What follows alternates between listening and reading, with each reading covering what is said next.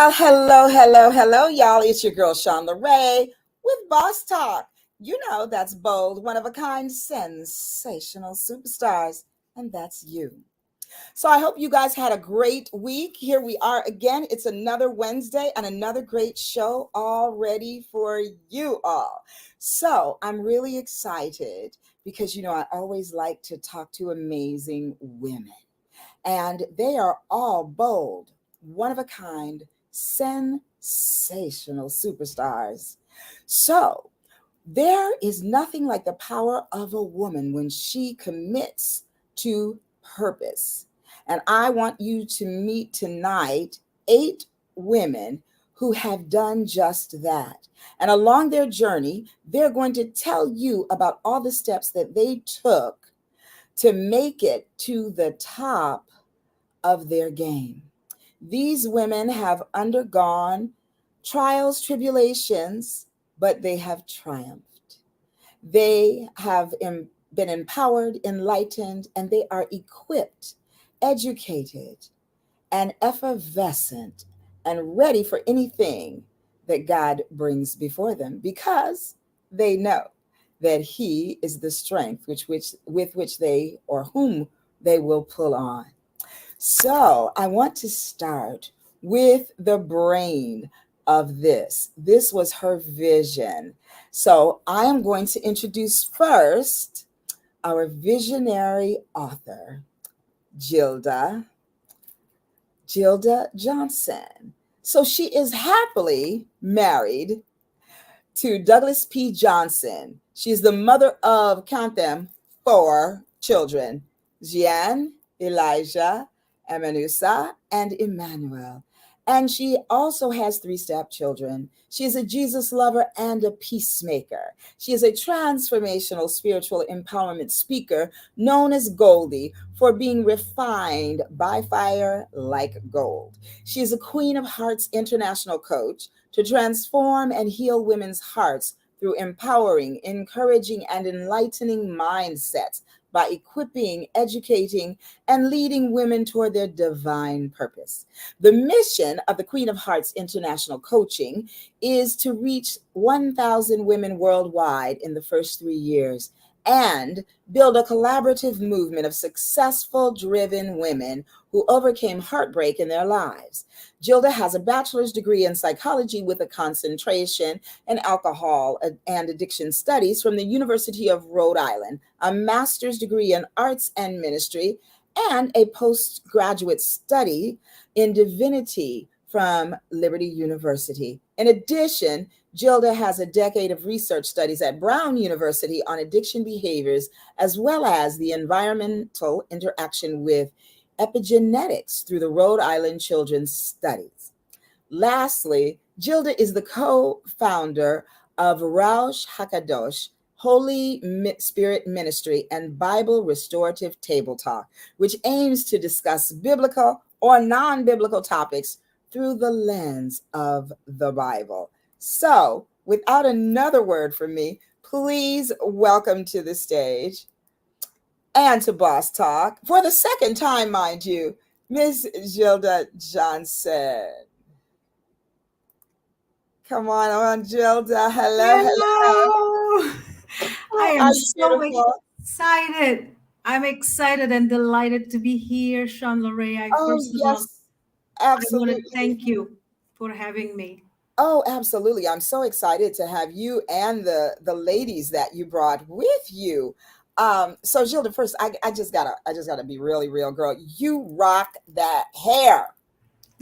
You Thank rock you. that hair, girl. I mean, not only is it, like bouncing and behaving, but that silver is so beautiful on your gorgeous face. I love it. Thank you. Thank you. That I hope I'm growing older, grayer, but wiser. Absolutely, absolutely. And as you know, and be growing older is a gift that is beyond any words that I can say. And I can say that coming off of just going to the viewing for my dear mother-in-law, Addie Wade, who had 99 and a half beautiful years on this glorious planet. Wow. She she made her transition 1 week before the 6th month before her 100th birthday. Wow. And just I went to see her today, and when I walked in, my brother-in-law and my sister-in-law said, oh, she looks like she just left the party and went home and went to sleep.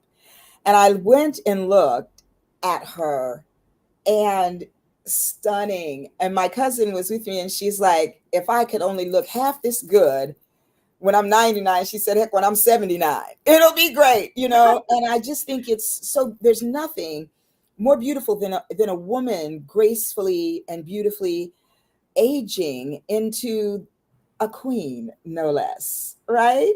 And That's that's what we're right. here to talk about tonight. Yes. So tell me, your book anthology is called Queen of Hearts, right? That's correct. Queen of So, Hearts anthology. so tell me, where did you come up with that title? I love it, by the way. I have to be honest, everything in my life, it sums up to the source, which is our divine source, which is God, the God of, Mm, for me, it's Jesus. It's the God of Israel, the one and only God. mm, It mhm, may be to other people something else, but for me, mhm, it's Jesus and God.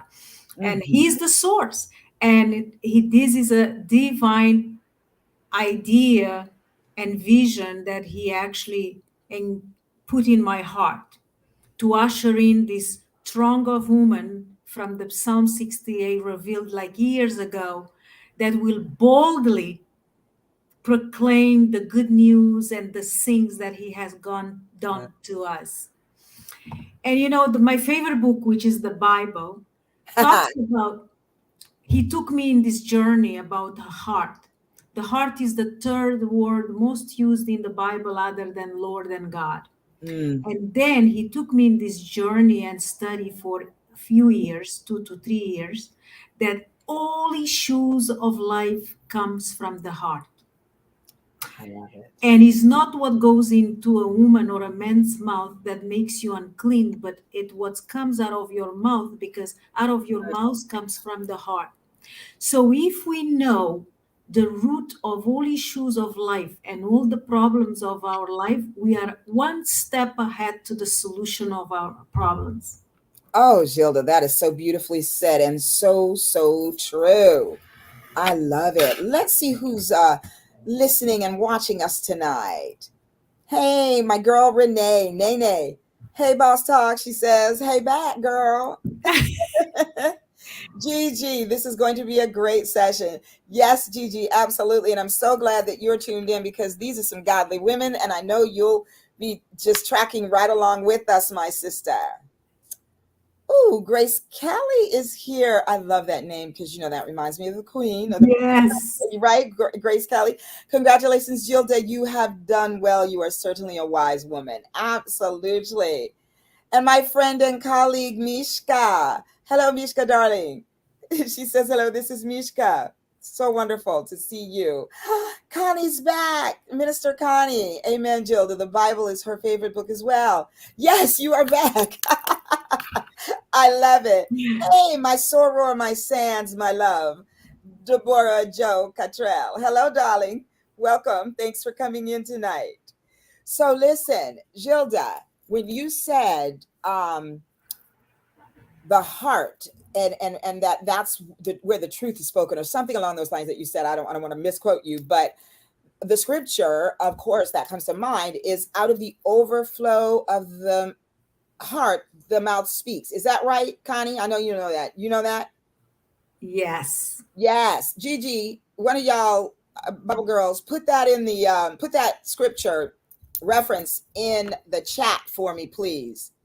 Put that in there for me, because each time, Gilda, that I look at your book title and think about it, that resonates with me so much, because so much of the time we go through things and we put on a face, right? We're all good. How you doing, girl? Oh, girl, I'm fabulous. Deep down inside, though, what's really going on, right? Like, what is the truth about how you're feeling, how you're doing, and if you're living according to what you've been through and not who you are, because your who you are-ness is your God-given, when you are living in your God-given, God-driven purpose, right? And so when I tell you that that's what I think of when I think about your book title, tell me how you went about selecting the women that you gifted with being a part of this anthology. How did I select it? Through prayer, through fasting, through my co-founder, which is Ruach Hakodesh, which is Holy Spirit in Hebrew. Ah, there He's she my is. Jewish You friend, heard her and in Hebrew. my beloved. I trust him, and I prayed. We started with over 66 women. In my heart, I wanted 33 because the 33 is the perfect number. However, eventually, I submit. I allow him to bring on and have orchestrated strategically who he wanted to be. Even the queen's names, we picked them in our first session, how we kind of relate with it together and allow the spirit to guide us to choose that title. So that's why we have Queen of Destiny, Queen of Joy, Queen of Modification, Queen of Faith, Queen of Overcomers, Queen Oh, of Empowerment. So that all came about that the spirit we usher in and allow it to choose the title of each woman that came aboard. I love it. So that's why I see Queen connected to some of the ladies' names. Okay, good. Well, then I will have them. Please tell me, what is your queen name? I can't see it behind the Boss Talk Live. Sorry. What is yours? Mine, Uh-huh. mine, not hard to kind of figure that out. Mine Queen is of the Hearts. Queen of Hearts. Yes. I Okay. believe I have the gift of like seeing through people's eyes, through your heart. God has gifted me. I can tap in and feel people's heart. And God showed me that through the heart is not just a member of your body that pushes blood through your body. There is Mhm. a spiritual component of the heart. And in the heart, there is three important things that we're going to think about it. In the heart, there is a faculty of knowledge. So all knowledge doesn't come from your mind as we think. It Mm. comes from the heart. Yes. All emotions and feelings comes from the heart. We don't say we have a broken mind, but we say we have a broken heart, a joyful heart, a cheerful heart. Mm. And the last one, which is so important, is the act of volition, which means the will. The will comes from the heart and nothing else. So it goes from here, the heart, the mind, and then the mouth, which is the vehicle that extended to the world and to the people that we relate with. I love it. I just typed those in. I'm just going to put those in the chat for reference. Okay. There we go. Faculty of knowledge, mind, and will. I love it. I love it. You are teaching here tonight. I absolutely love it. Well, so I want to get to introducing some of these beautiful women that you have assembled for this beautiful book anthology. So the next woman that I'm going to bring on is coming. You know how when you go places, sometimes they give a prize for the person that's from the furthest place. So right now we have coming to us Dr. Daphne Suarez. She is the founder and CEO of Carousel Moms Business and Leadership Coaching. She's been ranked number 7 in the top 30 business coaches for 2022 in the New York City Journal, the top 10 women leaders to look up to in 2022 by Passion Vista, and the top 10 female coaches in 2021 by Yahoo Finance.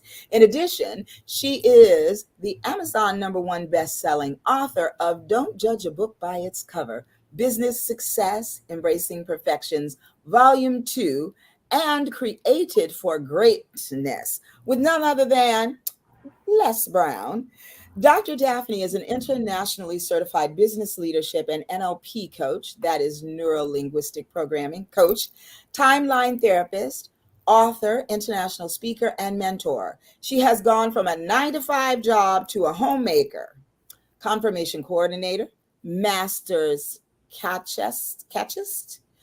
You'll talk to me about that because I don't know what that is. Counselor, hypnotherapist, and psychotherapist. She is passionate about empowering women globally to find the right balance in their carousels of life, confidently creating a thriving business, overcoming limiting beliefs, and setting healthy boundaries both at home and in the workplace. She coaches individuals in a way that utilizes their heads and their hearts. She first learned about coaching when she hit a roadblock in her own life and struggled to move through. The techniques were so successful that friends and family began asking Daphne for help. This motivated her to turn her newfound passion into a full time career. She conducts one on one and group coaching both online and offline. So, without another word from me, please welcome to the Boss Talk stage Dr. Daphne Suarez. Hello, Dr. Daphne. Hello, I'm so excited to be here today. Absolutely. It's so wonderful to have you, and all the way from Dubai, no doubt. Yes, Oh, that's so fabulous. I now have someone to visit when I get myself over there. I think it's a fascinating place to me. it is indeed, and I'm looking forward to it. Yes. Are you born and raised there? No, I'm born and raised in Pakistan. After marriage, I moved to Dubai. I see. Oh my, how wonderful. So, and you are a doctor of what? I'm a doctor in psychology. Ah, woman after my own heart and my path. I will soon be a doctor of general psychology with an emphasis on performance psychology. Awesome. Yes, Love and like that. you and Gilda, I too am a psychotherapist. Yes. Wow. Yes, and also Mishka, the Kimba Collective, is also a psychotherapist.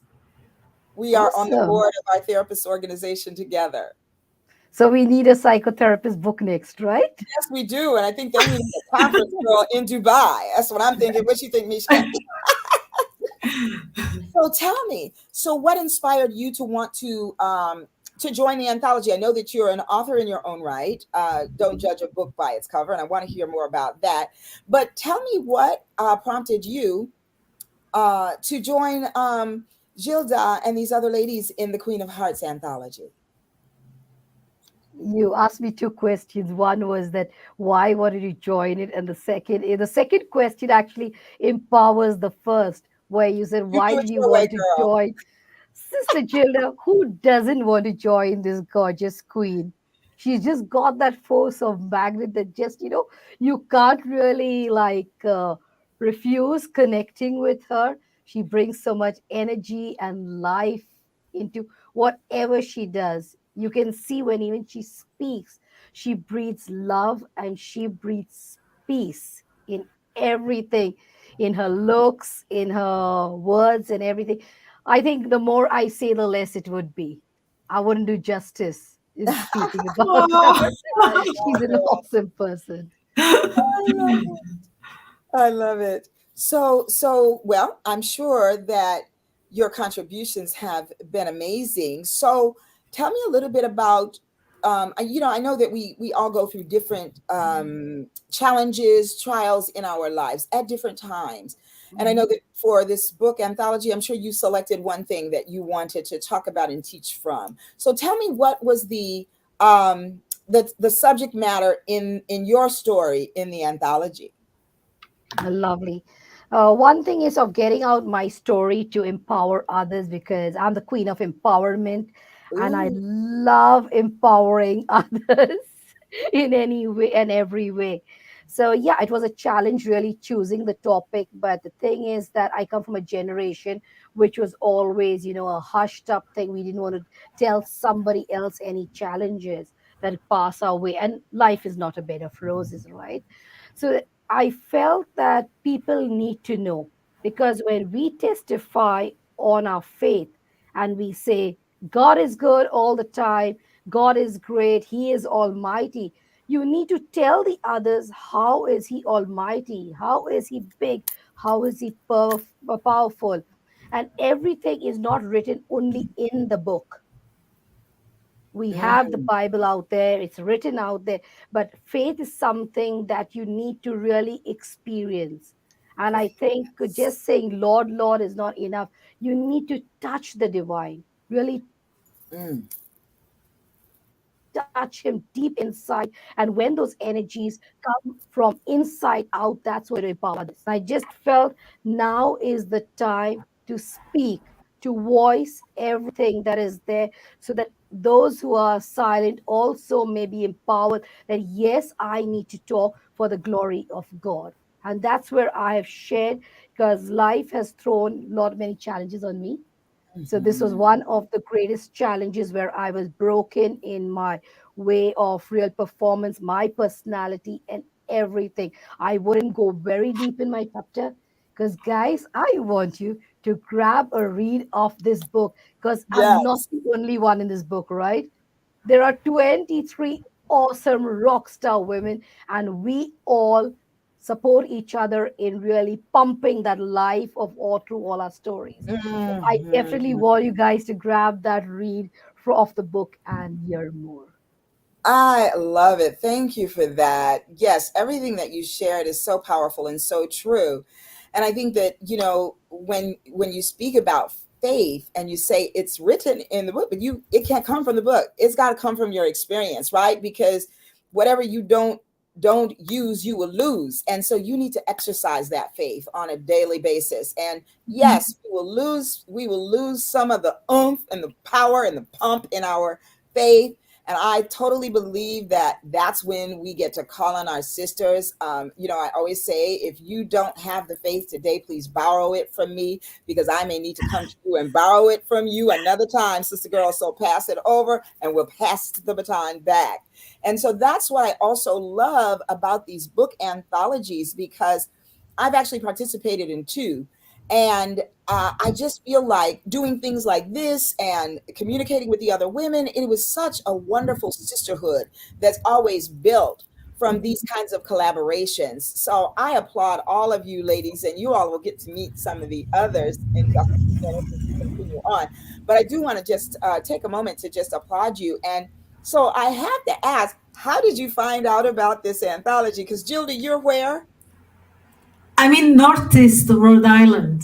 Northeast We, Rhode Island, of all yeah, places, right? And so you're in Dubai. How did that connect? I I just am think curious. the Lord makes a way, right? Ooh, yep. When yes, there seems no way, he makes the way. I And love I have done the book, as you saw, Embracing Imperfections, Volume 2, in which Sister Gilda was also there. And then I have no idea how I got the little birdie whispering in my ears that there was something, she was cooking up something. And then I sent a message and I asked her, hey, what are you cooking up, young lady? Come on, let's get it out. Because our lives don't have just one story. We have it. so many stories. And this is about the fifth of my anthology book that is out. And two, three more are in the pipeline coming out. So, Wow. yeah, all glory to God. Great. That's wonderful. Well, thank you for sharing that bit with us. I'm going to check in with the audience and see what they're saying. So, Grace Kelly sends us some hearts. That means she loves it, ladies. Minister Connie says, all emotions and feelings come from the heart. This is so good. Heart, mind, and mouth. Absolutely. Mishka says, they say we have three brains: the brain, the heart, and the stomach. This helps me better understand the heart. Yes, yes, so true, Mishka. Mr. Connie just wants to applaud, aka Queen Connie. Absolutely, absolutely. And Mishka said yes to all of it, I'm sure. And Gilda is next door to me. I'm in Attleboro, right next to Pawtucket. No Yeah, way. you We got to connect, Queen yeah. Connie. Absolutely. Listen, she was on the show. You have to go back some episodes back and really hear and connect with her story. She and I met in Andy Enriquez Master Storyteller Academy, and we immediately connected. We got paired up together, and we've been paired up ever since. And Wow. I just love Connie's heart. Her story is brilliant, and her heart is inspiring and beautiful. So let's see who we have next that we're going to bring on to Boss Talk. Ah, the Queen of Joy. Sierra M. Clark was born in St. Petersburg, Florida. She is the bloodline of her Belizean grandfather. Sierra is a motivational exhorter, heart coach, and an author. She has spent most of her life caring for others. Sierra loves what she does and has over 20 years of experience in healthcare. She calls this hearing it forward. She is honored to say that she has been a CNA, an HHA, she'll have to tell me what that one is. I don't know that one. And a patient care tech at her local children's hospital. After writing her best selling book, Finding Sierra, she knew it was time to heal using her words. She wanted to make a more significant impact in the life of others. So Sierra has packaged her experiences, passion, and ability to hear hearts into her exhortation program, stimulating and transforming hearts. Sierra is also the founder of Transformation Academy, designed to help others master the heart, and I'm going to have her type it in because it's really a great play on words, in heightening the levels of self-communication by targeting the self-limitations people believed in and placed on themselves. She inspires those she encounters to value themselves, to live a better quality of life inside and out. She invites you and hopes you will join her on the path to discovering your unique antidote and methods that will lead to your daily clarity, self fulfillment, and wealth. So, without another word from me, I'm going to bring the Queen of Joy, Sierra. Hello there. You're muted, beautiful. Hello, joyful everything, ladies. How are you? Wonderful. So, you've been doing something for 20 years because you look a minute over 20 yourself. Yes, ma'am. I have. I am over 20. Ooh, don't take me back. Um, I yes, love it. Somebody is about Belize over here. What she say? oh yes, my Yes, grandfather. Belize, BZ. Okay. Yes, And Dr. Daphne, you are awesome. Great guest. Yes, I yes. love it. So, Miss Sierra, do tell, how did you get connected with this amazing anthology? I'm gonna say that the spirit is moving and it knows what it wants. And if you have a heart to hear, you knew to be here. I And love it. so, yeah, and it just come in an intentional time that I'm intentionally have my heart turned on so I can be where I am called to be. And the Queen of Hearts in my bio you just read, because I have a thing for hearts. I hear the hearts of the people as well. So just so happened I got to meet Miss Gilda and hear that she's doing this anthology about hearts, and the spirit was like, you need to be there. And I kind of was like, so it was like, so I found myself messaging her when not really wanting to message her at the same time. And then here I am. Here I Well, am. you were like, no, Yeah. no, type no. Yes, there, and it's done, right? I love it. Yes. I love it. Spirit puts you where you need to be. Mm-hmm. Absolutely. So tell us a little bit about your journey and what made you want to tell the story that you chose for this anthology. Oh, okay. So tell me more about it. So it's cool that you say journey because we can consider life to be several different things. And for me, I consider life to be a journey.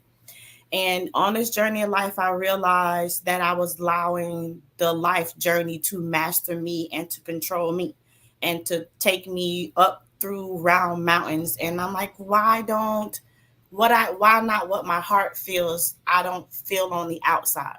So something was obviously wrong. I was not tuned in and tapped into the natural rhythm of my frequency, to my God state, to my spirit.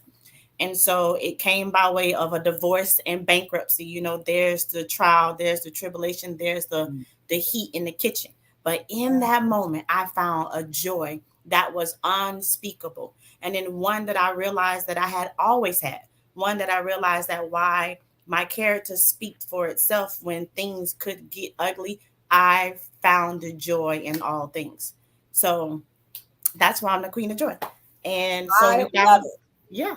And you really are. Look at that smile.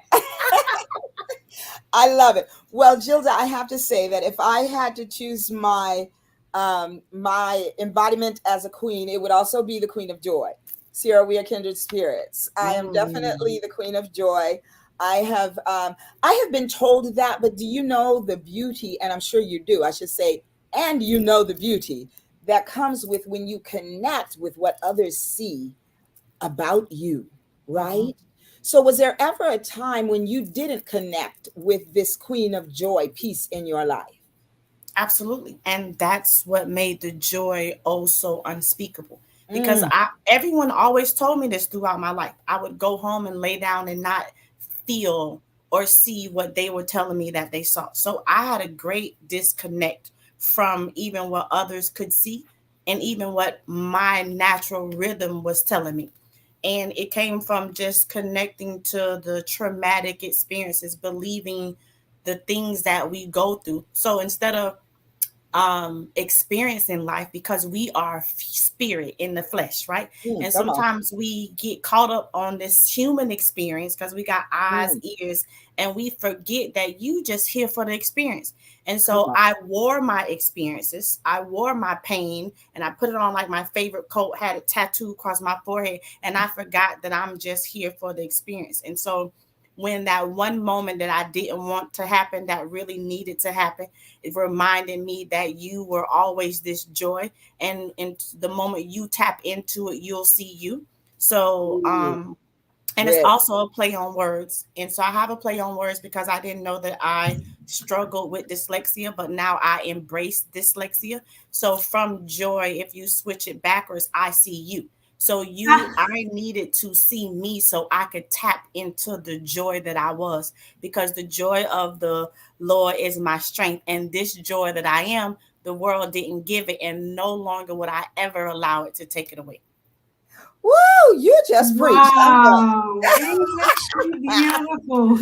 Yes, yes. And such a gentle spirit. I absolutely love it. Listen, I can so relate to that. And I'm so glad to hear you say that you embrace dyslexia, because I have ADHD.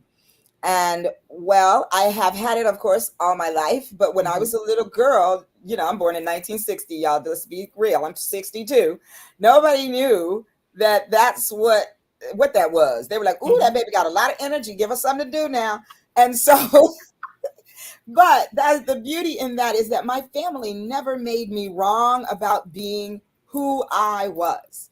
That's And good. so that is why in my journey as a therapist and working with children and teens, by the time they get to be teens, some of them have already been damaged by what others have said about them, by the stories they've been fed, and that they have eaten them up like a great big old hamburger. Mm. And so I the first thing, I mean, it is on my bio. Shauna Ray believes that love and ADHD are her superpowers, Yes, it's because mine. Yes. that's right. I'm 62. I got more energy than any 62-year-old you'll ever meet.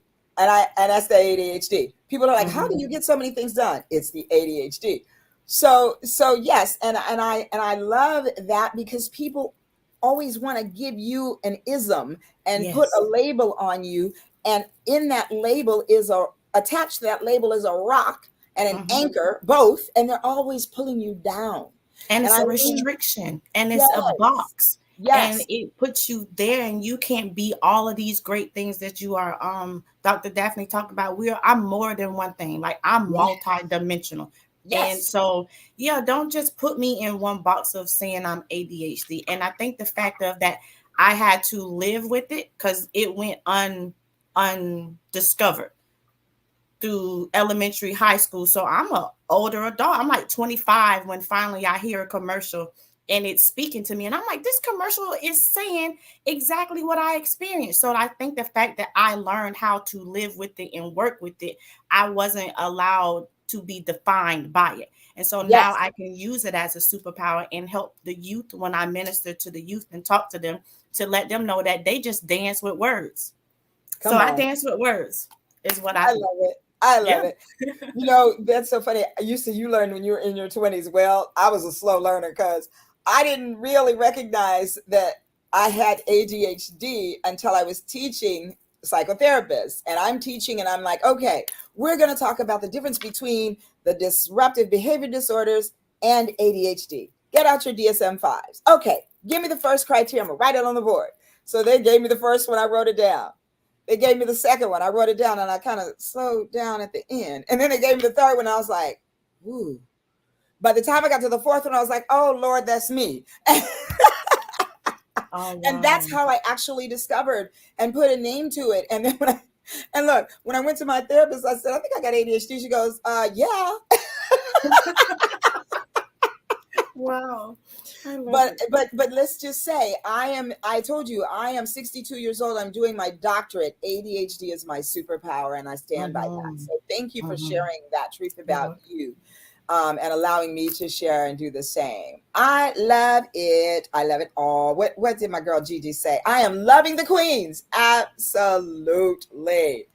And Facebook user, hi there. Who you be? Let me see. Girl, you better teach, honey. I see your joy, baby girl.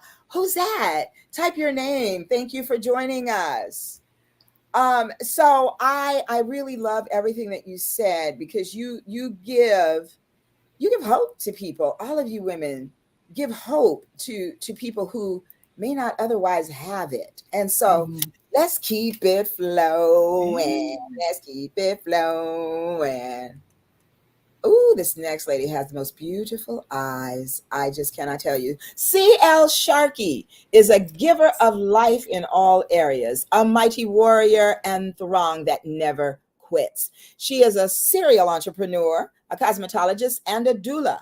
Her mission is to unlock the beauty from within women through her work and God-given purpose. C.L. Sharkey is a mother of 6 and a proud a proud grandmother of, count them y'all, 12 children.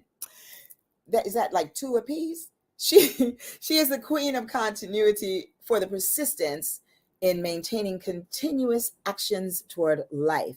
C.L. Sharkey realizes that God is her source, and with his content push of love, she can extend the same to others. She is an ordained minister and a childlike believer with considerable imagination. C.L. Sharkey believes her mission is to provoke thoughts that head us in our footed direction forward by encouraging all to hug the greatest person they will ever meet, yourself. C.L. believes all have a chance to grow in greatness, and that nothing is lost from pain. So, without another word from me, please welcome to the stage and to Boss Talk, C.L. Sharkey. Hello. You're muted, darling. I know. I'm so sorry. I'm so excited. Hello, everybody. How you doing? Oh, Miss, you are the best cheerleader. I just got to tell you that. She's in the back just clapping and having a good time. Thank you for that energy. Thank you. Thank you. So CL, wait, I just got to start with the obvious. So you are mother 6, and you got 12 grandbabies. Yeah, they figured out what to do, honey. They figured it out. But even still, like, you must have figured out the entire fountain of youth. Thank you. No, they just knew I was crazy up front. That's what they knew I was crazy. They knew. And they knew you would make a great mommy and grandmommy. Yes. I love it. Yes. I love it. Oh, it's my girl, Shani. Shan says, it's me, Shan. Not sure why Facebook is not showing it's me. Because they're trying to play tricks on us. Thank you for joining in, darling. That is my best girl, Chantel Denise. Singer, coach, multiple beautiful woman in her own right. Okay, so we got another one ready to go to Dubai. Dr. Daphne, my soror Debbie says she is up for it. So we are going to make it happen. I love it. Yes, my sister, let's do it. So C.L. Sharkey, yes, I love the flow in your words. It's like flowetry. I love it all. So tell us a little bit about you. Who is C.L. Sharkey? Well, CL is the keeper, the girl that keeps it moving. I'm the one that at the end of the day, I can't end it. And it won't end on a sad note. I got to remind you that there's a power inside of you. I want to be that one match in the box that will start the forest fire and to keep it moving at the end of the day. I don't care where I'm going, what I'm doing. I want to tap into that great person that you are. I want you to know that you are the masterpiece. And the only way I figured that out is because I began to look at myself first. I had to be the first partaker of my fruit. I had to stop looking outwardly, trying to find who I was and tap into the wealth that's within inside. And Yes. here I am. Whoop, whoop, bam. Here I am, baby. Here I am. Yeah. And we are so glad to have you. I love this girl's energy. She's like, whoop, bop, bam, there it is. What? Okay. So tell me. So you are from where? Where's home for you? I'm from Missouri. I'm from the Show Me State. At the current time, I'm in Southeast Missouri. So I'm 150 miles south of St. Louis, 150 north of Memphis in a town called Sykeston. We're here and living, doing what I do. I'm a cosmetologist. I own my own business salon. I'm also an instructor. I'm also a doula, and I do a doula. I'm that one that walks with you naturally while you're pregnant, in your labor. And I'm big on postpartum because we're losing so many of our mothers there. But I'm also a spiritual doula. I'm also the one that's going to walk with you in the spirit, baby, because honey, I fear God, and we're going to get this thing that you got in you birth. Because Okay, come on. Yeah. Let's do it. Let me give I a love head. But So I'm here. Yes, ma'am. You're a healer. So tell me what you're a cosmetologist, and then you're a doula. So tell me what drove you to want to be a doula? Because I just love that, everything about that work. So tell me about that. When I had my first daughter, I was in Chicago and my mom was here, and I wanted my mom. I had a lot of people in the room with me, but I wanted my mother. And when I had the daughter, my first daughter, I was like, you know what, God, I promised this child today, when she have her children, I'll be with her for 2 weeks. I'll be there taking care of her, doing whatever she needs me to do to get her ready to take over motherhood. But for 2 weeks, she has me. And from there, I ended up in 38 births. Most of the people, I had no idea who they were. I was just at the hospital. I was being a doula before they called us a doula, and I was like, that's how it works. Yes. And just being able to encourage the mothers, to remind them that your body is designed. We are naturally created to do this thing called birth. And to just remind them that they can. To be that encourager, like you said, that cheerleader. I want to be the person on the sideline. I want to make sure that you get to the door of success, and I want to cheer you there. And while you're going through it, I want to be that cheerleader. You need a drink? Come on, sis, I got you. Come on, we got this. And so just in being a doula, we get to see lives change. And I just don't work with a mother, but I'm a community-based doula. So I'm a CHW, so I'm a community-based doula. So we believe in family, because if we can have a healthy family, we got a healthy community. A healthy community gives us a great city gives us a great state, and a great state, of course, gives us a great nation. Come on. So we start there, but our core, again, comes to family. So that's what being a doula, that's what got me there. Yes. Ooh, I just love it. I love it all. So tell me about your story in the book. Now, as Dr. Daphne said, don't tell me too much, because we want to buy the book. But tell me what, like I said before, we all go through so many things in our lives to get us to this place where we are. Tell me what it was about the story that you chose to tell in the book that made you decide, this is the one I want to share. We kind of have me. I kind of tearing up here. All right, I like it. I went through so much, and losing through a divorce, I lost custody, and my life was in shambles. But then I had this burst of joy, and it was good. But I began to pray to God to give me a daughter of my own. I had children I'd given birth to, but I reared, and children I didn't give birth to, but I reared. But for my own, just to let me know that I could. And I didn't stop. And sharing this story reminded me that the word, I'm sorry, ladies. You don't have to apologize for being you, girl. Breathe it out and let's tell us what you need us to know. I realized that I'm a survivor by the word. I'm a survivor by the word. And I prayed, and I didn't think of it like being Hannah. But when it happened, I froze. But he jolted me and said, you got to keep it moving. And I wanted women to know that even though those things are taken from you, even though those things are shifted and life is moving and all these parts are tripping and doing all this, you got to keep it moving, baby.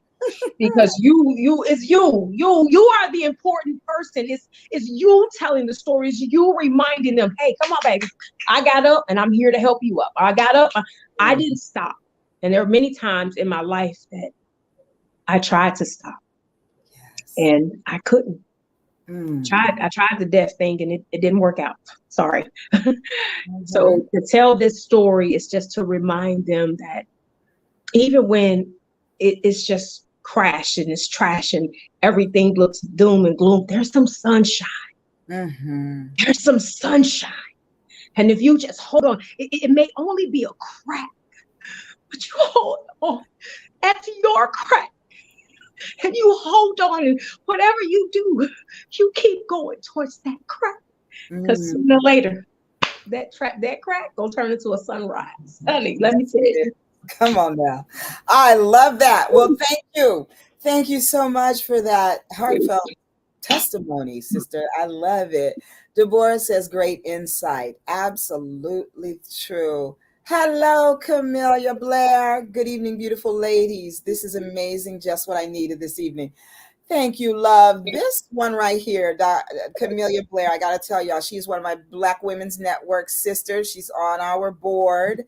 And she is our hug mistress because, speaking of hearts, she has the biggest, most tender heart that anyone would ever want to hug. And so, y'all, we're not virtual this Saturday. We're actually live and in person. And I thought, I got to invite all these ladies to the meeting. And then I realized we're not going to be virtual this week. But next month, you will have to come and join us. And we'll probably be virtual. Well, August, we're dark. September, we might be virtual. And for October, y'all need to get some tickets and come to California to our breakfast forum. That is going to be amazing. It is always amazing. This is the 43rd one. And we need y'all to be there. So that part. So thank you for joining us tonight, Camellia. I love you, darling. And let's see. Grace Kelly says, hold on just a little longer. Absolutely. Well, I love your spirit. I love all of you ladies. You each bring something very special and very different. And that's what's going to make this anthology even more amazing than just your presence alone. So I'm going to bring on our next beautiful diva. And that is Esther Veras. Esther is originally from the Dominican Republic, Santo Domingo. She migrated to the U.S. in the early 90s and has dedicated herself to growing and advancing professionally and personally on different levels, including pursuing higher education. Esther raised her two now adult children as a single woman. Esther has served her community in various capacities, including leading and directing her church's counseling department and providing volunteer work to local agencies. She has completed a master's degree in counseling psychology, another psychotherapist, and another in theology. Esther has worked in the human services field for the past 25 years. She has an innate inclination and passion for writing and accomplished her dream of writing her first book this past February. This project is one of many writing projects she has in her vision to continue promoting healing and restoring families and individuals struggling with emotional and mental health needs, and to continue her work of strengthening the most important unit in our society, the family. Esther is a dedicated mother, counselor, encourager, nature lover, and visionary, among many other things. Currently, she serves as a clinical supervisor in a local human services agency where the focus is to strengthen families and build thriving communities. So please welcome to Boss Talk, Esther Veras. Hello, Esther. Hello. How is everybody doing? Wonderful, beautiful. Thank so tell me, so my first question, because I too am a psychotherapist, what drove you to become a psychotherapist? That's a great question. Before I answer the question, I want to say that I'm very, very happy to be here. I'm honored upon so many women of power. Oh my goodness. So many things that you're doing out there to change the world, to make this world a better place, right? And so I'm honored to be here. Well, to make a long story short, my father was a pastor. He passed 2 years ago, and so I had the influence. We will, as a pastor, he will, go into the community and see the needs of the community, and so that desire to help and be, of help to people, was when I was growing up in that environment. So that's how I, sort of built that interest into going to the human services. Mm-hmm. Got it. Okay. Okay, good. And how long have you been doing that you are a psychotherapist, right? You have your I master's in psychology? I Mm-hmm. do, yes. Well, my role right now is a supervisor, and so I oversee staff who are doing the work. Uh-huh. So you're But yes. yes, and also on the side, I also do evaluations, and so I'm, Okay. it's all around the same. Yeah. Uh-huh. Yeah. Okay, got it. I am actually the clinical director of my practice as well. That's because I own Very it. good. And so I get to be that. Well, I am in the project that also opening up my practice, and so I'm in the process of doing that. There's a lot of Okay. need out there, so we need Yes, more of that. absolutely. Yes. What state are you in? In Rhode Island, I'm here with Oh, you're Gilda. in Rhode Island. Okay. Well, Yes. if I can help you in any way with getting your practice up and running, please let me know. That's what I love to do. Thank Also, Mishka on here tonight is also does that work as a coach. She helps therapists market and brand and all that good stuff. So yes, I have Beautiful. learned I've done all the things wrong, and so now I can tell you how to do them right. So tell me, what inspired you to join this amazing anthology with all these beautiful, amazing women? Yes. That's a testimony, I have to tell you. It is a testimony. And well, as a new writer, I was becoming more and more sort of one needing support, right? And becoming a little bit more, okay, what do I do next? What do I do next? Because it was a self-published book. And I did a prayer. I prayed and I said, well, God, you directed me to do this, to direct me to do this project, writing project. I need some guidance. And let me tell you, when you pray with faith, knowing that He listens. And so Absolutely. he sent three people sent me the same scripture. Okay, three different people. And I'm going to Mm. read it if that's okay. Can I read it quickly? Yes, It please. Yes. So it's Revelation 3:8, and it reads this way. It says, I know your works. Behold, I have set before you an open door, and no man can shut it. For you have little strength, and have kept my word, and have not denied my name. Mm. Okay, that was the word. Wow. That short scripture is packed with power, girl. Yes. Let me tell you, when the second person sent me that, it was tears coming down my face, and I said, "This is a."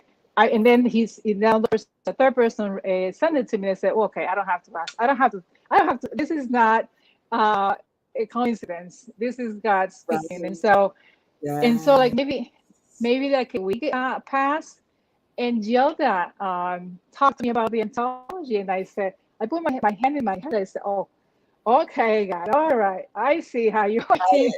I I hear see, you. I see you. I see how it's amazing how the timing, God's timing.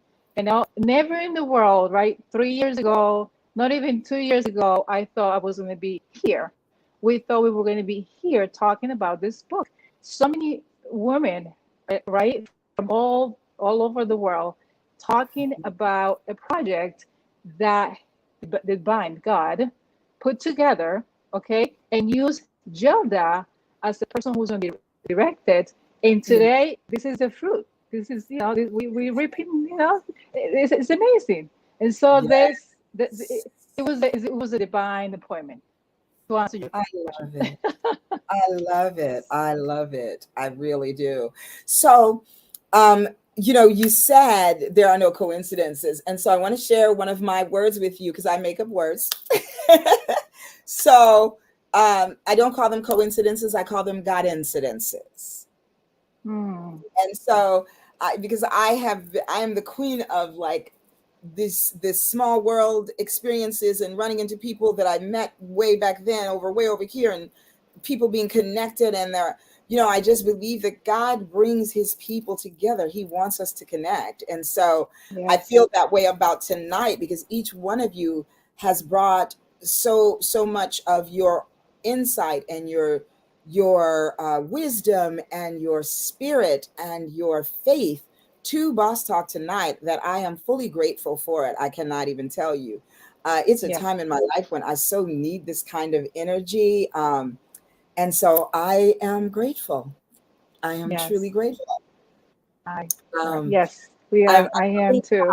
I've been doing a lot of that lately. But tonight I'm filled with joy, and I cry when I'm filled with joy much of the time. Mm.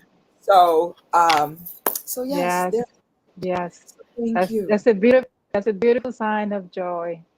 Just Mm, letting those tears yes. out. And you know what? When we talked with Gilda about tonight, she said, just speak from your heart. We're not going to, coordinate anything. We're not going to, say anything about it. Just speak from Yeah, your heart because that's the best place. That's the best way of doing it. You speak from your heart, and absolutely. everything changes when you speak from your heart around you. Queen of Hearts, absolutely. Well, Gilda, I got in the car headed back to my office, and as I was pulling off, I saw Gilda's uh, email pop up, and it said questions, and I tapped it, and it said, "What are tonight's questions?" And I called her, and I said, "What, girl? I don't know." And I told her that we just roll with it. It just kind of because I feel like um, God gives me what I need to say. He gives me he allows me to feel you guys' spirit and energy, and he leads this thing. This ain't my show. This is his show. So I'm Yes. just the vessel, and I of course, I've been talking since I got here. So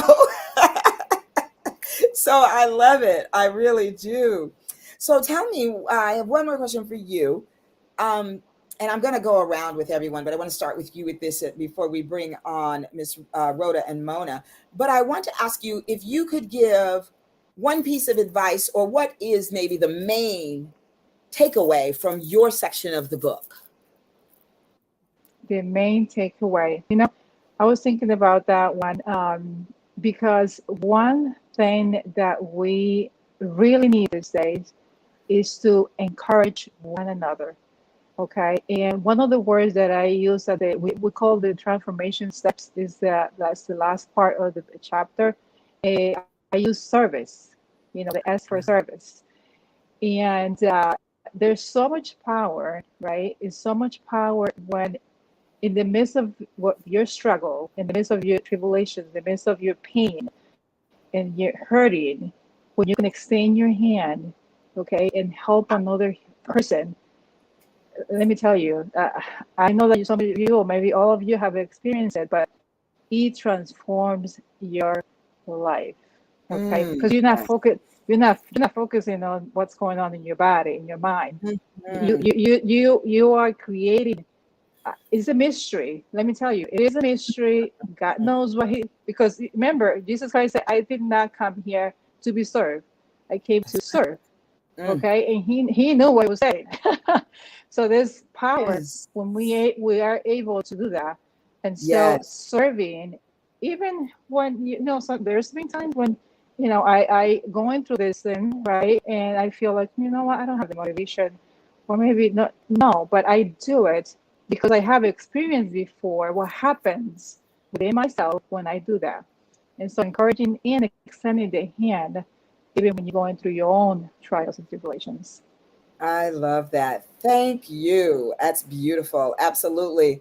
And if you Thank all you. can relate to that, that service is the best way to respond when you're going through something, and when you're having Mm, your own inside turmoil, or however we want to phrase it. yes. Amen. Thank you. S. Thank you. Gray says, Heart Coach, we adore you, Queen. Yes, absolutely. So now, Esther, you are the queen of what? The Queen of Strength. Queen of Strength. I see that. Okay. Well, let's keep it moving in the words of Thank you. C.L. Sharkey. Thank Our you. next guest is Nicolette Hemingway. Nicolette is a service disabled veteran owned small, let's see, let me get this right. Service disabled veteran owned small business owner of Nike H Speaks LLC, which provides career counseling services and specializing in preparing people for interviews in diverse industries, reviewing and writing resumes, document and letter writing, along with consulting on public health programs. Nicolette received her bachelor's degree in biology and her master's degree in public health from the University of South Carolina. Nicolette is a retired military officer at the rank of Commander 05 of the U.S. Public Health Service, serving as a senior health services officer. Nicolette has served on interview panels for over 20 years and has used her experiences to be a transformational speaker and conduct interview skills workshops and resume writing workshops for adults, college students, and high school students. So please, lovely Boss Talk audience, invite to the stage Nicolette. Uh-oh. Uh-oh. Uh-oh. Did we lose Nicolette, y'all? Was having problems. She texted that she was Oh, having no, she's down problems. there. Oh, there she is.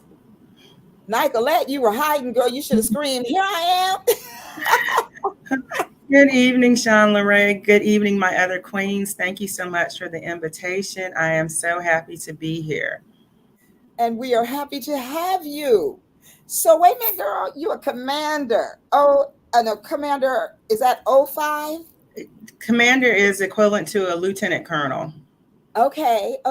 Congratulations.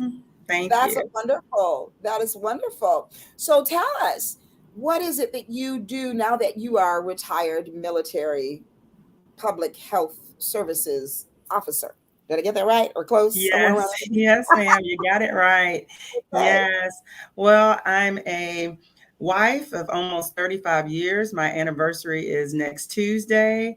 I'm a mom of an adorable daughter and the cutest grandson who's 9. So I'm Gigi. And after that, it goes with, being a servant of the Most High God and, also being a business owner.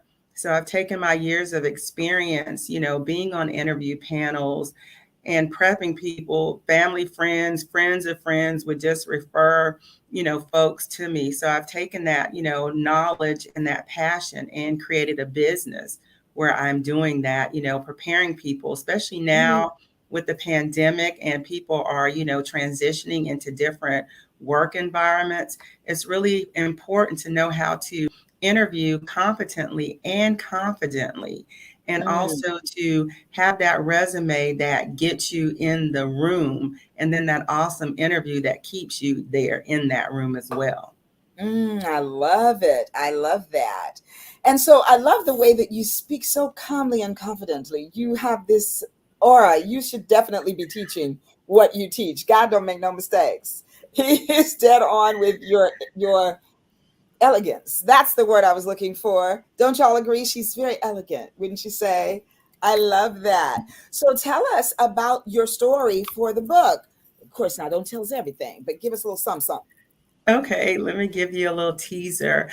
Pretty much, most of us women think we're super women. We have the family, the career, the husband, doing all these different ministries in church, but we're also being overwhelmed. And so with that, that's where I had a crossroad pretty much. The career, the family, and doing different things where I just couldn't handle everything. So pretty much it came to a point where my husband had to tell me, you need to go see somebody. And I had an attitude like, See who? And he was like, you need to see someone because, you know, our daughter and I have to look at you strangely when you come in to see what kind of mood you're in. So pretty much from that, you know, I ended up being diagnosed with, you know, a mood disorder, putting it mildly, depression, and then at the same time being diagnosed with, you know, migraine headaches. So of course, you know, coming from the culture being, you know, raised a Black American, and you know, the sisters who are born here can attest to that. You know, we have so many stigmas, so many, you know, apprehensions, so many, you know, biases about seeking mental health. You know, y'all know they say in the house, you know, what goes on in the house stays in the house. Yes, honey. Don't And you be telling nobody my business. Right? amen. Yes. And, you know, my grandmother was so good for, you know, take it all to Jesus in prayer. But, you know, you went and prayed and nothing happened. And so it's like, what do you do now? So pretty much I had to overcome, you know, these stigmas, you know, these cultural beliefs to seek mental health therapy. I wanted to go to someone neutral and unbiased to unburden because I had a lot going on. And so, you know, I finally made a decision, hey, you got to go. And so that has been so helpful. But also in the process, you know, I came to accept Jesus Christ as my Lord and Savior. So prayer, faith in God, that really got me through, you know, a tough time. And people don't understand the importance of prayer, the importance of having a relationship with God, because in my own strength, I couldn't do it. I would have still been, you know, held down by the enemy, you know, feeling, you know, worthless, unhappy, you know, low self-esteem, restless. But with God, you know, it was a whole different, you know, lifestyle, whole different outlook. I knew that, you know, God had more for me to do for his kingdom than what the enemy had planned to do, setting me up for depression. Absolutely. Wow. Thank you so much for sharing that, because as a Black therapist, African American therapist, therapist of color, all of those, um, in in Southern California, I definitely am always on my soapbox inviting people to understand and know that therapy is a good thing and that we don't need to be burdened by those stigmas. I even have a talk called Black Folks Don't Do Therapy and Other Urban Myths. A good one. I tell people all the time when they say, well, you know, girl, I just pray. I'm like, yeah, but God made therapists too, y'all. And and then I recently had the opportunity to speak to two of the chapters of the California Association of Marriage Family Therapists, one San Fernando Valley, which is my chapter, San Diego, and soon Santa Cruz. I will be speaking, Santa Rosa. I will be speaking my piece called What Every Therapist Needs to Know About Black Folks and Other People of Color. Because I think it's important to be culturally aware as you sit across from someone so that we can make it more comfortable and more user-friendly for people to actually want to go to therapy. Now, certainly not every Black American or Black person culturally of wherever you come from wants to see a Black therapist. Everybody doesn't need or want that, and that's okay. But if you are someone who feels better in that setting, then I think that should be open to you. And so I'm super excited that we have several psychotherapists on the panel today, and that I see this more and more, and I'm encouraging more and more. And that's why my practice has actually become a teaching practice. I have a contract with UMass Global, University of Massachusetts globally, to train their first and second year social work students. I help them with their practicum, so I get to have the student come in. I'm happy to say that I hired my first one, who was my intern from May to December. She graduated in December, and as soon as she got that number, she came on staff. So it's also a great tool for me to be able to bring, you know, therapists on board in my practice. And so I applaud you for recognizing that need, because so often we don't get there, you know, we don't get there. So that's what your chapter is about then, how you manage to recognize that need and take hold of it, huh? Yes, and just pretty much how, life was spiraling down. And, it just came to a point where I had to realize that I needed help. You have to be honest with yourself, if nothing Yes. else. And so it came to that point. It's like, Nike, you do need help. You do need to see someone. And Mhm. I did have a Black therapist when I first started. But our issue, we had to part ways when I gave my life to Christ. She couldn't understand that. And she couldn't, help me in terms of therapy, because now I was talking about, this new best friend I have, Jesus. And she's looking at me like, huh? And so, our sessions became very awkward. So I was like, I can no longer go to you. And so Right. it is important, especially if you are, a child of God, that you have a therapist that is either a Christian therapist or, understands your faith and how, it helps you day to day. That is so Yeah. important. Yes. And respects your faith. Yes. That's really important. We got a Hemingway talking here. Who is that? Now, who is Alicia Hemingway? That is my beautiful daughter. So, hello, beautiful Alicia. She says, "Go, Nicolette. So proud of you." I love that. That's right, girl. Cheer on that mommy. Yeah, my sweetie, she's my cheerleader, and she How is old a is former she? cheerleader. So yes, How old is she? she is 33. Come on now. Hello, beautiful. Thank you for joining us tonight. Well, Nicolette, thank you for sharing your piece. And you are the queen of. Overcomers. All right, the queen of overcomers, y'all. Well, we have two more that I need to get on here and chat with. So let's keep it going. Mona Melissa is an ordained minister who loves spreading God's love. She is a #1 Amazon best-selling co-author, speaker, and transformational life coach who addresses women's groups, church groups, Bible studies, and children of all ages with a God-given message of forgiving and forgetting God's way. The way that embraces freedom and removes the trap of unforgiveness. She is passionate about helping everyone discover and live out who they have been chosen to be in Christ. Mona is the founder of Flushed, Forgiven, Forgotten Solutions. I want to get it right because I love it. Flushed, Forgiven, Forgotten Solutions, a ministry of reconciliation and restoration. She and her team partner with churches to facilitate events designed to help people overcome the challenges of forgiving and forgetting. She speaks a message of living an abundant life free from the bondage of bitterness and strife. When not writing, counseling, coaching, and attending prayer summits, Mona loves relaxing with a large cup of her DIY flushed and forgotten tea and spending time with her family and friends. So please welcome to Boss Talk, Mona Melissa. Hey! Hey, hello. Thank you for patiently waiting backstage, Mona. Absolutely no problem. I'm enjoying this. I love it. And you are the queen of what?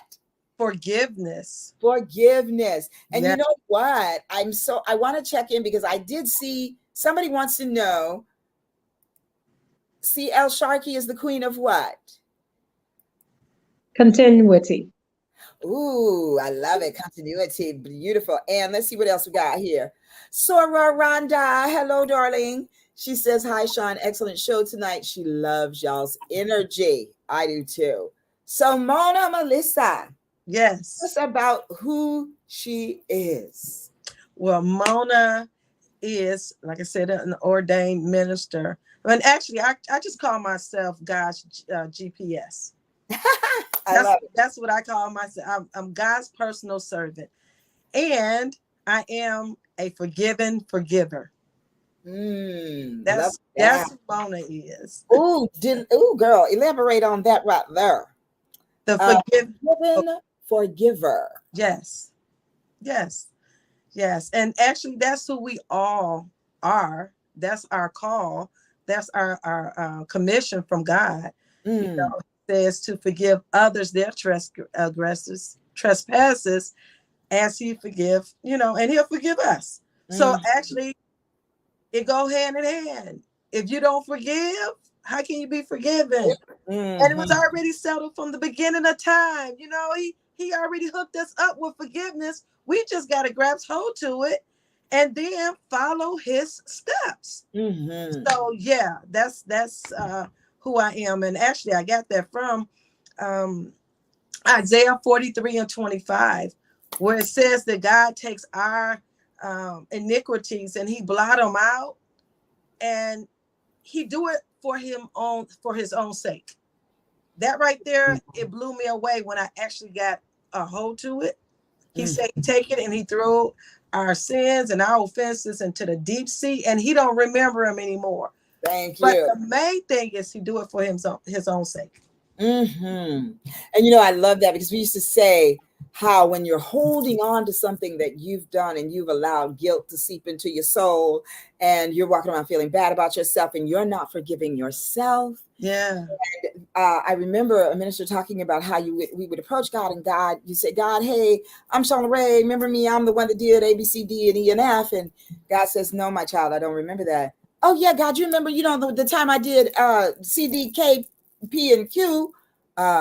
No, my child, I do not remember that. And so I love that. And I think about the woman at the well when he said, what did he say? He said, now go. Yes. Leave your life of sin. Yes. And so it is a beautiful thing. Now, let me ask you this. Have you always been a forgiver in this way? Oh, no. Oh, no. No. I struggled. And that's how I became a forgiver, because I had to learn what true forgiveness was really all about. What it's really about is for the other person, but it's about us. And I had to learn that. I had to learn my identity, because I think sometimes we as believers, you can lose sight of your identity. And then you're going around and you hold offenses, you know, in your heart. And so once I had an opportunity to really learn my identity and just really cry out to God, it's in the book, you know, my chapter. But what led me to where I became a forgiving forgiver was because I had gone through so much some years before in my marriage. And I was at a point of separation. We were separating on a brink of divorce. But it was as if I was still being choked by all the offenses that had gone on. And it took me to cry out to God. And I asked him, I was like, you know what? I don't know how to do this. I need your help. You say what you do and how you do it. Show me how to do it. And so he enlightened me, you know, and started directing my path. I had to learn that it is a process, you know, but if we seek the Lord, if we trust in him and don't lean to our own understanding, and in all our ways, if we acknowledge him, he will direct our path. Yes, he will. So I love it. I love it. When you said, you know, you had to fight, like finding out who you are. yes. I told y'all to make up words, right? So I have a word for that, and it's called stepping into your who you are-ness. Ooh, yes, love it.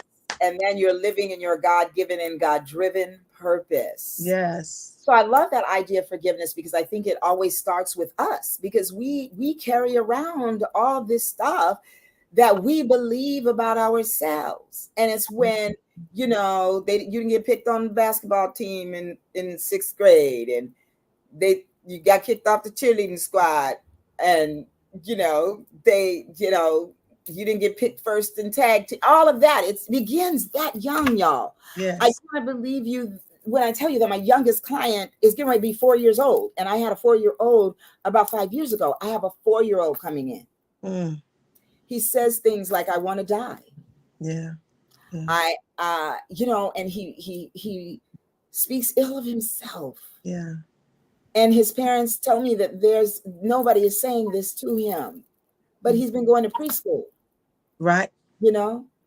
And so there's somebody there that's telling him this. Yes. You know, he wasn't born with it. Hello? No. You know? And so I think it's important that we reach all the way down to those bitty, bitty, itty bitty babies and start sowing into them God's love. Yes. And the truth about their who you are-ness. Yes. So I applaud you for being a forgiven forgiver and for bringing that message out, because first we have to forgive ourselves. And that's why sometimes we hold on to stuff about so-and-so and this one and that one. And it's like, get in that mirror and say some affirmations. Girl, get out your way. Right? Yes. Yes, beautiful. I love that. Yes. I love that. So what is the thing that you want people to take away? What is the one takeaway you want people to come away with after reading your chapter? After reading my chapter, I want everyone to recognize that really forgiveness is about you, themselves, you know, and God already made a way for us to escape. Okay. I want people to embrace Jesus' finished work on the cross. One of the last things that Jesus said was, Father, forgive them, for they don't know what they're doing. And that's the part right there that I really, if everyone would recognize that, you know, offenses come. Okay. Offense is going to come. That's the way of the world. These offenses are going to come, but we have someone that is our advocate, someone that will fight these battles for us. We do not have to fight these battles on our own. Yes. You know, as a matter of fact, he tells us to give it to him. Yes, he does. That cast that care on me, for I care for you. He says, you know, just move out of my way. I handle your business. I got this. Come on. And so thank you. That's what absolutely. I appreciate that. Thank you so much. Minister Connie says, knowing your identity in Christ is highly important. Yes. And X Gray, happy I tuned in tonight. Beautiful shares. I'm happy you tuned in too. I hope you'll come back again. Thank you so much. So I'm very excited now to bring our last, but absolutely not least, fabulous woman onto the show tonight. And that's Rhoda Adams. She has dedicated over 20 plus years to doing what she loves. As an ordained pastor, motivational speaker, phenomenal playwright, and Christian comedian, she spreads her contagious, unconditional laughter and love wherever she goes. Rhonda was born into a blended family of 16 children. She was a troubled teen and a free-spirited adult. She made a covenant with God about lifestyle changes and was completely delivered from unhealthy addictions. Rhoda was determined to help others not experience the troubled things she's experienced. Since then, Rhoda has created a business for herself as a Christian comedian known as Stella's Child, LLC. Through being transparent and unapologetically funny, she has learned to utilize humor to teach, reach, and challenge and heal the hearts of those she encounters. Rhoda's mission is to continue being a positive influence to the point of impact and change through the arts, philanthropy, humor, and laughter. That is what this world desperately needs. And so we thank you, Rhoda, for bringing that to us. Welcome to Boss Talk, darling. Hello, everybody. Yes. Well, dear, I want to hear something funny. Tell us something funny. Oh my goodness, let me tell you something. I have a daughter, you know, we back in the day, I'm old school, so we used to discipline them back in the day. I had a girl that, one of my daughters, she was 5. I think she had my gift, and she was one of my prophets. She the prophetess in the family. So when she would get a little spanking, I'd hit her and she'd do this, y'all, to me. Oh, Jesus, bless my mama. Now, how you going to whoop somebody that's praying for you? I'm just saying, you know, I'm just saying. And then I'd hit her real good. She'd say, bless her in her finances are. I messed around and get a check in the mail. I told you better change your strategy. I'll beat you when I'm broke. Don't come that way. So I'm learning to love them, and they keep them laughing. That's me. I love it. You're a natural. That's beautiful. That is so how did you start with the comedy? Well, you know what? I did a lot of stuff young. When I was young, I started out really, really young. And, you know, I started drinking when I was 5, just stuff. And once I committed to God, and I said, whatever you want to do, you know, just show me. And I started working with the plays and things like that. And eventually, I would have people say all the time, "You are so funny," and I'm like, "Okay." So somebody said, "Would you come and do something?" And I was like, "I said, I'll pay this much." I had never done it before, so I said, "Okay." I sought out God, and He was like, "Do it." And I'm telling you, it turned out so awesome. And then I was able to minister in the end, and lives were saved. I was like, "Okay, there is ministry in this," and it's been like uphill from there. It's awesome. That is so wonderful. Well, you'll have to send me a video of you, because with my Black Women's Network, we are always looking for funny Black women. And so I would definitely keep you in mind. We have a lady, she calls herself Ida Mae Mumford. And she's the most beautiful young woman you'll ever meet. But when you see her, she's got on a gray wig and some cat eye glasses and a hat pulled down. And she is hilarious. And so we love having women come and bring the laughter, the spirit of laughter and joy. Absolutely. I love it so much. So I have a similar story. I actually, when I moved to California, I was like, "Okay, God, I'm going to say yes to everything. People ask me, I would say yes." So my roommate at the time was a comedic actress. And so she invited me to go to Chin Chin's with her on Sunset for lunch. And so I called my mom. I'm like, "Mama, I'm having my first power lunch at Chin Chin's." And so the woman that she was meeting with was a comedian. She booked comedians. And so I sat down and joined them, and I was, being me. And she said, "You are so funny. When are you going to let me book you at the comedy club?" And I started saying, and I was like, "Okay." And so I actually did several shows at the comedy club on Sunset in this is like 1997 or 90. And so I had so much fun doing it that I did it a few more times, and I have really had a ball. My sister actually did comedy for her, I think her 60th birthday. She came out and doing some comedy. So I think it's a wonderful way to bring love and light to the world, and making people laugh is a great gift. So I'm so happy that you do that.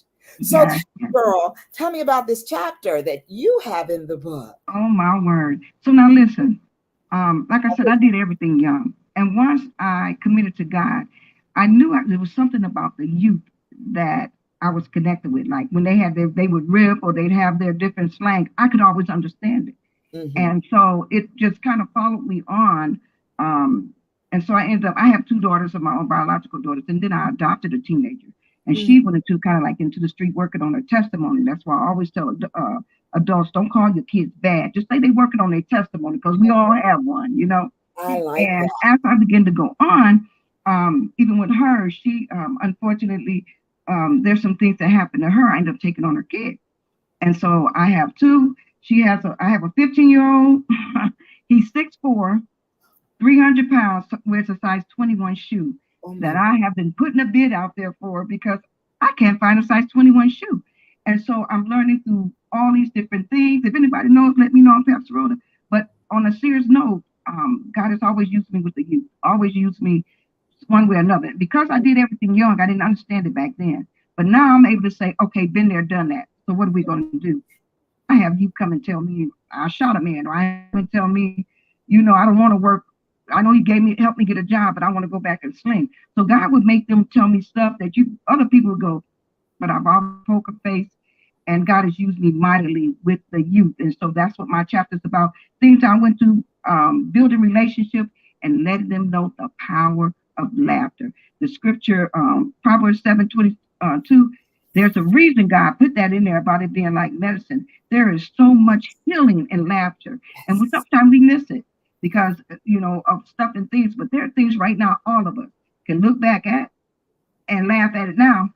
And guess what? It was funny back then, but because of our situation, because of what's going on with us, and some of us haven't tuned in to the power of laughter, it's something else. So my job in this chapter was to show you could come from all kinds of areas, and God can use you mightily, and you can learn to laugh, love, and live all at one time. It is awesome. I'm telling you. Okay. I love it. So y'all might know that by now, after I love what our connection to with everyone here is like wordplay and alliteration. Like we have the enlightenment, encrypted, and empower. I love it all. And you said, say it again for me. Love. The live, love, and laugh. You have to learn to live, love, and laugh. I love it. I love it. And Oh, listen, live, love, and laugh. And when you do that, you like me, I have a laugh testimony. I I have love a it. testimony beyond you. I'm telling you, from being paralyzed to being able to stand up and talk about it, Yes. everybody has a laugh testimony. You just Oh, tune baby, into it. paralyzed. Come on. I was paralyzed. And I'm a teacher. I'm a retired teacher because I was paralyzed. So I had a stroke a few years ago. And I mean, I was wheelchair and everything. And so now I limp with a laughter, but I'm walking, I'm up, and I'm doing what I know to do. And it's been awesome. So I I love really it. want to encourage those that, sometimes don't Absolutely. see it like that. Yes. Yeah. Well, honey, it's a good thing none of us look like what we've been through. Ain't that right? You're beautiful. Thank you for Absolutely. that. So wait, I gotta tell you another funny story. So I am a laughter yoga instructor. Okay. Now that's Now, funny by itself. I didn't know there was such a thing. But I went to every January, my therapist organization does what we call an experiential. So we invite somebody to come and they get like 4 or 5 hours to teach us something new. And this particular January in 2016, it was laughter yoga. And so I get there, and this lady, I was like, what in the world is going on? It was so much fun. And so then I connected with the woman and went to her house several times. And she had classes at her house to certify people. And so I became a certified laughter yoga instructor. But when you say that there is healing power in laughter, let me tell you where this came from. There was an Indian doctor in East India, and he discovered that he was reading and connecting and doing some studies on the power of healing through laughter. So he got a group of people together to test it out, and he brought these people to the park, and they got together in the park. It was like 8 of them or so, and they all started telling jokes and laughing and laughing and laughing. And then after, a few weeks of that, it got kind of stale. And, everybody's tired of the same old jokes. Could everybody come up with the jokes? So he went back to the drawing board, and his wife, and his wife was a yoga instructor. And so she did some research, and they found out that your body, our brain, cannot distinguish between real laughter and fake laughter. That's right. And so he started doing these series of activity exercises where one of them is you're making pizza. So you toss up the pizza and you roll it around and you're laughing. One of them is you're driving on a motorcycle and you're rolling through the crowd and you're laughing. And you're doing all of this while in a crowd.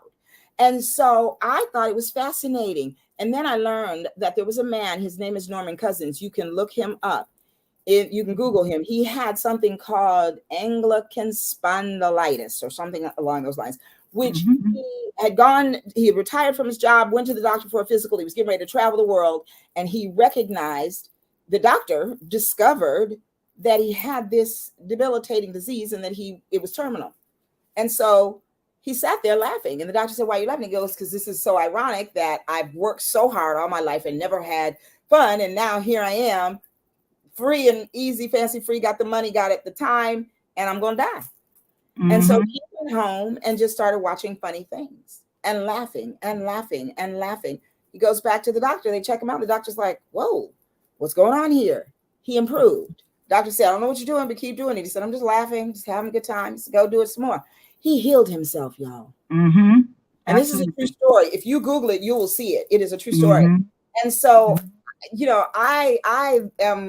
I'm the queen of loving that, because when we laugh, we tell the devil he's a lie. That's it. That's it. That is it. You're not getting ready to steal my joy. Not today. None of that. None of that. So I appreciate you, sister, for what you do and who you are. Yes. Well, ladies, I want to go through the crowd because we are getting way past time. So that's okay, because we still got audience. As long as we got audience, we're good. So I want to just hear from each of you. If I have not yet asked you, what is the one takeaway that you want to give to your audience, you want people to walk away with? And also, you are the queen of, say that again, and give two places they can find you. You get like a minute and a half. So let's rock it. Gilda, you'll be last. So we'll do everybody on the screen, then I'll pull up the others. So let's go, Dr. Daphne. What do you want them to take away? Embrace me time and seek God. Awesome. All right. And you are the queen of? Empowerment. Empowerment. And tell us where they can find you. I'm on Facebook by the name of Daphne Suarez, and also Carousel Moms. That's my business name. I'm a business and leadership coach. Okay. If Happy you to want to type connect. that in the chat, you go right ahead. Type that in the chat.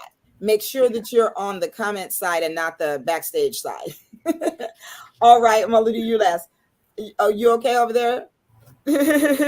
Queen of Joy. I saw that sneeze. Trust me, that was my life last week. So tell us, what is the one thing you want people to take away? The one thing I want people to take away is to tap into the gift that they are to themselves before they want to give themselves to others. Mm, And there you will find all that you need, and you will then attract all that is supposed to be divinely yours. beautiful. Um, Queen of and Joy. also, there is an art in self communication, and words do matter, especially the ones that you say to yourself. Mm-hmm. And we are words, right? We are word in flesh. So words are Yes. so important. And how dare we not talk good to us if the spirit of the living God is the lover of my soul, dwell amongst this flesh? How dare I don't talk good to it and be good to me? Come So on. yeah, so yeah, All and right. that's the joy. Like you'll find the joy when you find you. Okay. I Mhm. love it. And where And can we so find you, you beautiful? can find me on Facebook at Sierra Clark Refuge, and then you can also find me at It's a Heart Thing, or SierraClark.life. Okay. Type it in the chat. All right. Mona Melissa. Okay. So once again I am the queen of forgiveness. The one thing that I would like to leave is give yourself permission to forgive so that you can really live. Ooh, forgive to live. I love it. Yes. And I Thank you. And where can we find you? I can be found on Instagram. You can find me under Stay Healed 53.5. And I also can be found on Facebook, Flushed, Forgiven, Forgotten. Beautiful. Thank you. Type it in the chat. All right. Laughter Lady. That's right. That's Rhoda. right. Listen, as I said before, you live, you love, and you laugh. And you, especially when you get this learn, there's spiritual, there's emotional, there's physical, all types of healing in laughter. So it's going to be so important that you get this book. It really expounds on it. Learn that it's okay to laugh at things, even if it's by yourself. And Mm, you'll find out that some of the things we really put a lot of negative emphasis on is not that deep. It is really not that serious. Learn to mm. live, laugh, and love. And that's a great combination. I All right. encourage you to do Thank so. you. Hmm. And where do we find you? You can find me as Pastor Rhoda, or you can find me as Rhoda Adams on Facebook, Rhoda Adams. On my website is stellaschild.com. But if you put Rhoda Adams, you're going to find me everywhere. I try to Okay. be anyway. All Hmm. right. Perfect. Esther Love, tell us what you want them to take away. All right, thank you. Thank you very much for this opportunity. And I'm the Queen of Strength. Can you hear me okay? Yep. Very good. I'm the Queen of Strength. And one thing that I would like everybody to sort of remember is to know who you are, to be secure of who you are in God. You're the daughter of the Most High. Okay, the Bible says that when we are weak, we are strong. Okay, because despite everything that might happen in our lives, we have Him, and He's our source of strength. Beautiful. And where can we find you? I type my information in the chat, Oh, and it should be there available. all righty. Perfect. Facebook and Instagram. Okay, perfect. Let's add Thank you. Nicolette. What's your takeaway, darling, and where can you be found? My takeaway is you can conquer anything. Just set your mind to it and have the positive outlook that, with God, all things are possible. His word says, yet in all things we are more than conquerors through him that loved us. So, definitely we can conquer anything because we have Christ Jesus with us and the victory has already been won. Yes. All right. Thank you. Beautiful. And where can you be found? You can find me on Facebook, Instagram. I'll put it in the chat, Facebook, Nicolette Hemingway, and I'll put the other info where you can reach me. Okay. Thank you. Now, are you guys chatting on the private chat?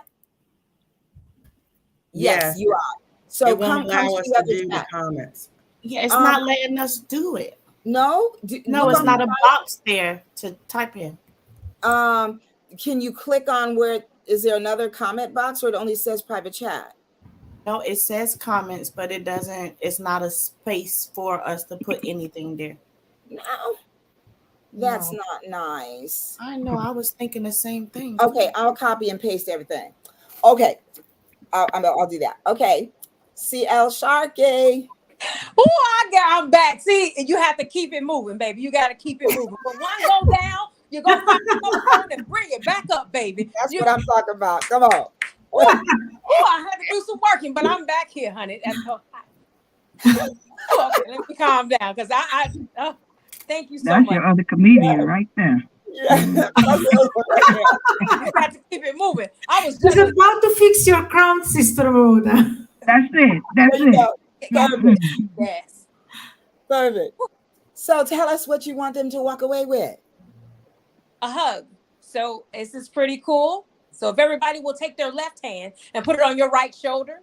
Oh my gosh, Camelia, are you looking at this? Put your left hand, right hand on your left shoulder. Before you take notice, you are holding the greatest gift, the most beautiful, the most powerful, the most wonderful, the most kind, the brilliant, the bright masterpiece of the Most High. You are holding the greatest solution God has ever put here on this earth. You are holding the one that loves you the most. You're holding him as you're holding you. And remember, we cannot spell us without you. Now, if you just take and squeeze just a little bit, that's me loving you back. That's me holding and being honored to hold that beautiful masterpiece, to be in a room full of queens with beautiful crowns. That's what I was. Yes, indeed. I'm laughing. I'm so laughing because Camelia, who just typed in that she can't see the chat, I don't know what to tell you, darling. I don't know. But she is our hug mistress, and that's exactly what we do at every Black Women's Network meeting. So thank you so much for that. And where can you be found, darling? You can find me at Poetic Flow on IG. I am Poetic Flow, I'm sorry. Or you can find me at,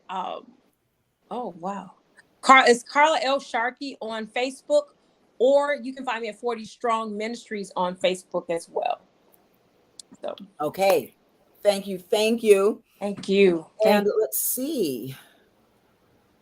Have we talked to everyone except Gilda? Yes. I guess I'm like mesmerized with all these queens. I'm like so proud of each and every one of you. Each of them has earned one place in my heart, and so has you, the audience. One of what queen that is not here, which is Queen of Modification, Marcy Cody, says, you got to queen up. You got to queen up. You are a queen too. So you need to tap in that heart, touch your heart, align it with God, allow him to root it out all the weeds. And he promised us in the Bible that he would give you a new heart and anoint you as a queen, as a royal queen, because we are. We are spiritual queens with a royal figurative crown for the kingdom, to usher in life, to just give life to others, to empower, to encourage, and to give them all that we got in service as the servant of the Lord first. So shall we be unto the world. So I want to leave you with the Proverbs 23, which is related with our mental, okay? That above everything else, guard your heart, for it is the source of life's consequences. Keep crooked speech out of your mouth. In your mouth, there is life and death.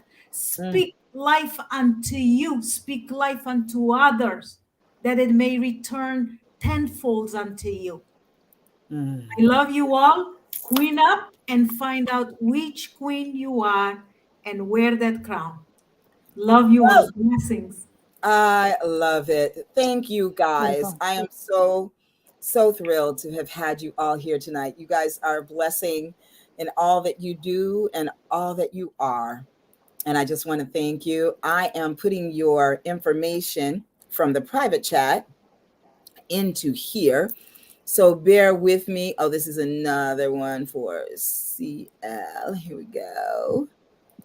So I do want to say that tonight was a special night for me. And this show is dedicated, as I may have said, I don't know if I said I dedicated the show, but to Ati Wade, who is now living with God and with her son, my husband, William Joseph, who I lost in February of 2021 to COVID. And I lost his beautiful, amazing mother on Juneteenth. And I just wish you all could have seen her. Like I said, if you were here earlier, I went to her service this afternoon, not her service, but her viewing this afternoon. And she looked like she had left her party and just went home to take a nap. She's absolutely stunning and beautiful in life, and her memory will live on as such. And she and that entire family embraced me in the most amazing way when I joined the family. And I'm so grateful for all of them and for her in my life. And I just got to tell you, I didn't know how I was going to be when I got there today, but I was able to find joy in that sadness, in that heartbreak, in all of that hurt, because I thought about her life, and it was definitely a life well lived, the life of a true queen. And so I just want to invite and encourage all of you to live as queens. Live as the queen that you were born to be. That is the truth about who you are. So own it and live in it. Yeah, that's how that goes. Thank you. Thank you. You know what I just Thank you very much. So I have been copying and pasting each one of these one at a time, and just now I accidentally hit a button and they all copied at the same time. I can't even tell you how ridiculous that is. But this has given me an opportunity to pay attention. There we go. Okay. And here we go.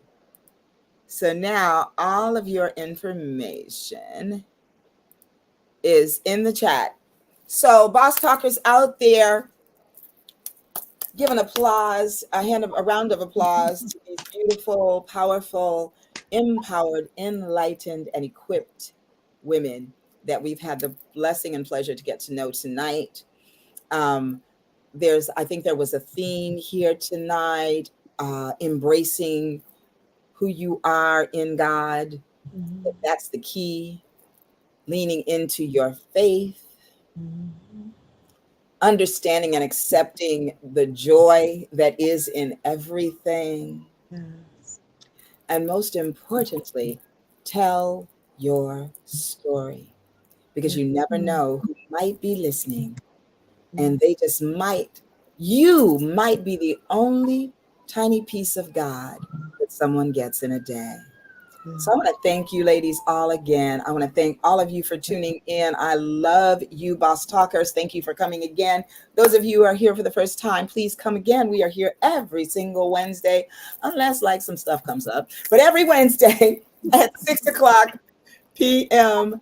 Pacific time, 7:00 Mountain time, 8:00 Central time, and 9:00 on that East Coast. So we love you. I want you all to live loved, and shalom, y'all. Thank you so Thank you, much, Stay. Lorraine. Thank you. We'll Definitely. debrief backstage. Thank you. Go ahead, Gilda. I'm sorry. Thank So you. I just wanted to say you're absolutely sensational and beautiful. Thank you Yes. so much for having us. Thank you. Thank you. Thank you all. Thank you. And We back appreciate at it. you. All right. Stay. We'll chat backstage.